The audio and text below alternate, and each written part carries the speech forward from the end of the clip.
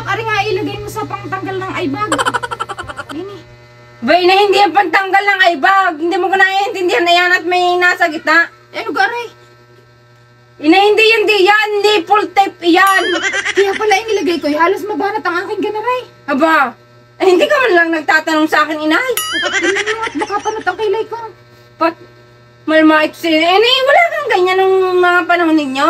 Bay, wala. At kami kontento na lang sa katsang ginagawang bra. Bay, nung kami panahon na namin, kahit pa ang aming mga hinaharap ikakawing-kawing at mga nagtingaro, walang alam. Kahit pa kami maglulundag diyan at magtatalon-talon. Ay, inay, wag mo igaya ngayon sa panahon ngayon at marami na ngayong masasama ang loob, masasama din ang mukha. Sino ka nagamit ka ganare?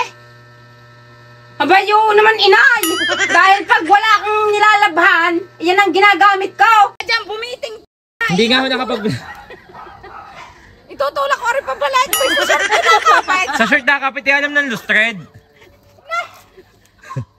Hihilahin kita. Bilisan nyo, ang daming guyam din eh.